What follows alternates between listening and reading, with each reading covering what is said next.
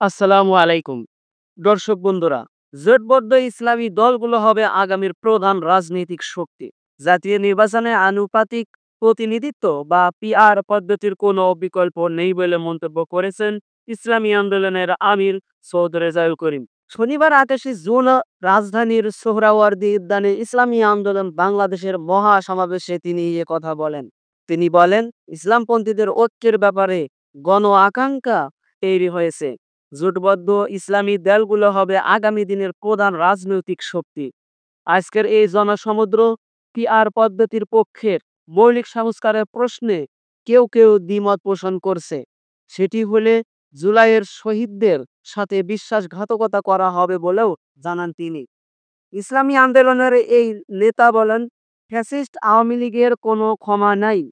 পালিয়ে থেকে অনেকেই উস্কানিমূলক কথা বলে যাচ্ছে। তারা দেশে বিশৃঙ্খলা সৃষ্টির পায়তারা করছে। সংসদের উভয় পক্ষেই আনুপাতিক হারে প্রতিনিধিত্ব থাকবে। এবার ইসলামপন্থী দলগুলোর ব্যাপারে গণপ্রত্যাশা তৈরি হয়েছে। সেই প্রত্যাশা পূরণ করতে হবে। সংস্কার, বিচার আর নির্বাচন প্রয়োজনে অটল থাকার জন্য সরকারের প্রতি আহ্বান থাকবে। সরকারের সহযোগিতায় কাজ করবে ইসলামী আন্দোলন।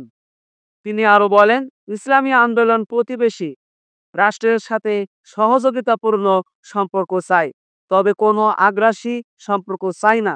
নারীরা জনসংখ্যার অর্ধেক, নারীর অধিকার সমুন্নত রাখাই ইসলামী আন্দোলনের অঙ্গীকার। মেহেদী হাসান, পালস ভিস্তা নিউজ।